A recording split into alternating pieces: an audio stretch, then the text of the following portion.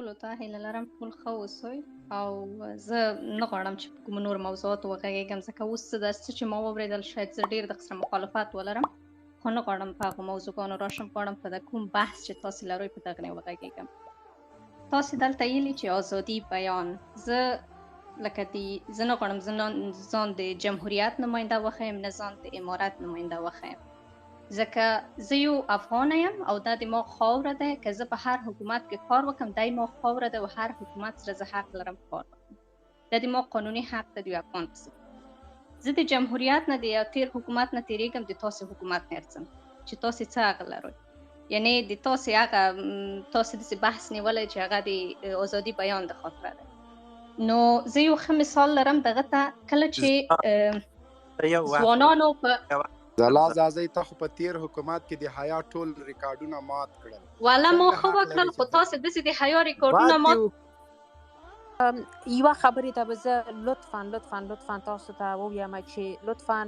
شخصي نیوکې مه کوئ په دلته د خاطر دلته ډېر کسان دي دلته تقریبا 400 کسان دي موږ تاسو ته غوږ نیسي که چېرته موږ تاسو شخصي تعرضونه په یو بل باندې وکړو فکر کوم چې دا خبره بل چېرته ځي راځئ چې په ډېر احترام سره یو بل سره خبرې کړو چې ټول یو بل د خبرو نه خوند واخلو که چېرته په خور باندې یا په ورور باندې موږ تاسو تعرض وکړو شخصي اب غلط کار وي کولی شي چې د هغو په فکر باندې یو نظر واچوو خو شخصي تعرض به نه کوئ د خاطر ټول هم درته خور ورور استو نو ضرور نه دی چې فکر کوم چې یو بل ته توهین وکړو ډېره زیاته مننه زلا خور مهرباني موږ راتګ د روم ته په خپله د ځان توهین د مننه قدرمن شي وبخښئ ډاکټر صاحب ډیوه جانې زه به هم ستاسو په اجازه رخصت شمه وبخښئ چې ستاسو غږم دی صرف دومره یو پیشنهاد لرم یو دقیقه وخت یو پیشنهاد لرم ډاکټر صاحب عمر یو دقیقه جواب ورکوم عفو غواړم یو خو روم ته راغلی خبرې دې مو کړې د منقد خبر د اظهار که ما ځواب در نه کړ د احترام په سترګو ګورم دغه روم کې 400 کسان دي دغه د 400 کسانو ته احترام به احترامي مه کوه او دا تم دومره شخص نه ګوره زما خوله مه خلاصوئ پرېږدئ چې پر داسې یو میکانیزم باندې خبرې وکړو چې ازادي د بیان د پکې حفظ شي لطفاً دلته د یو خور او د یو ورور که په یو حزب کې اوسېدلي هېڅوک حق نه لري توهین وکړي هېڅوک هم حق نه لري د چا په حیا او د چا په شرف انتقاد کول د دغه سپیس د پالیسیو پر خلاف دی مونږ نه کوو د اسلامي نظام نه دفاع تر ژوند تر پایه کوو هم د یو افغان د آبرو او حیثیت باندې انتقاد کول مونږ نه کوو او زما دومره یو حوصله ده په ډېر احترام خبرې کوم زلا خورې مهرباني وکړه زلا زازی مهرباني وکړه خبرې مو تکمیل کړئ زه ډېر زیاتو بخوی زه ګر چې زه مبین هیڅ څوک نه ګڼم نه غواړم ته په مورد وغږېږم نو هماغه ما ته معلوم دی هماغه ته زه معلوم یم چې موږ څوک یو زه تېرېږم د دغو خبرونو ارڅم خپل بحث ما اصلي مسله کنه زه چې غواړم د امارت په حکومت نه وغږېږم او د ما نیوکه په دغه ځای کې ده چې وخت تاسې یو چې ازادي بیان شته لکه یو سوال غوندې یو نیوکې غوندې غواړم نو ویلي د مو لسګونه ځوانان په ننګرهار کې په مشرق طرف کې کنه دوی وخت چې بیرغ اوچت کړو بعد هغه نه چې امارت نوی راغللو دوی شهیدان شول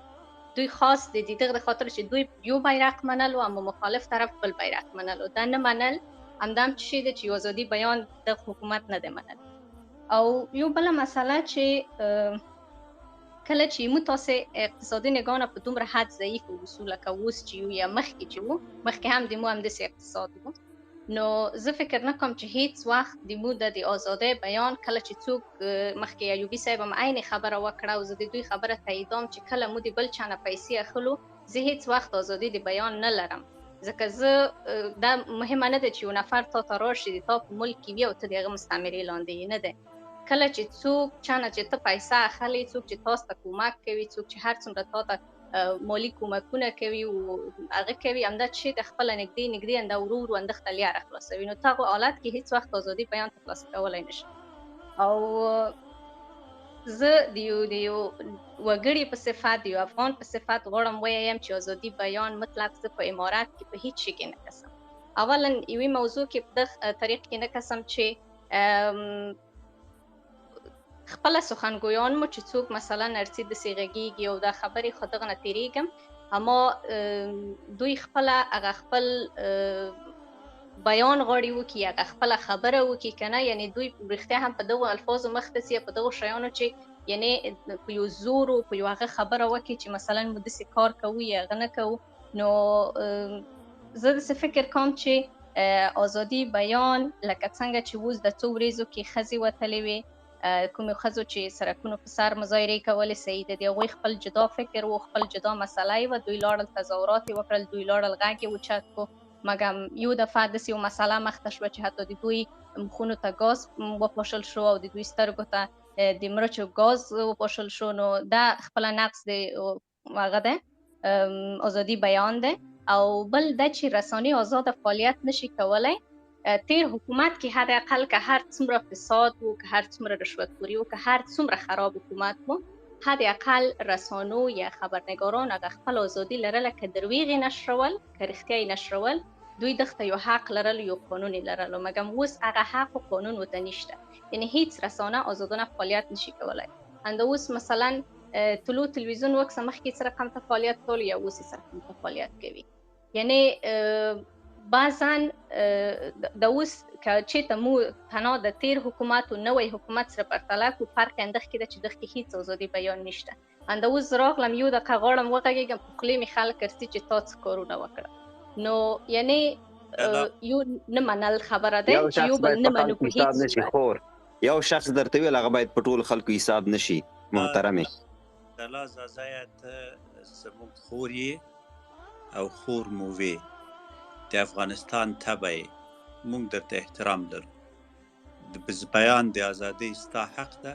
حق لري چې خپل نظر مطرح کړي. موږ ستا د نظر په هکله هیڅ شی نه لرو، ستا د نظر سره اختلاف نظر لرو، اما په ټول په کامل احترام من حیث یو افغان خور درته همیشه احترام لرو. او دا احترام زموږ په سترګو کې، زموږ په ایمان کې، او د افغانستان اسلامي امارت ټولو افغانانو ته او ټولو مسلمانانو ته، نر او نارینه او ښځینه ته احترام لري. هغه د خپل آدرس نه هر څوک چې خبرې کوي د یو نظام استازیتوب نشي کولی. اجازه راکړئ دغه سادات صاحب، ډاکټر صاحب ذاکر سادات صاحب څو ځلې دلته راغی او سید سادات صاحب دته وخت ورکو، مشر ده چې بیا د سیدان داسې نازولی وي، بیا به نورو ورونو ته ورسو، تاسو بیا ایوبي صاحب تاسو بیا خبرې کولی شئ. ډاکټر صاحب سید سادات ذاکر سادات صاحب مهرباني وکړئ. نړۍ مننه. السلام علیکم. هیله ده چې زما غږ په کوټه کې ولري. غږ دې ستا مهرباني وکړئ.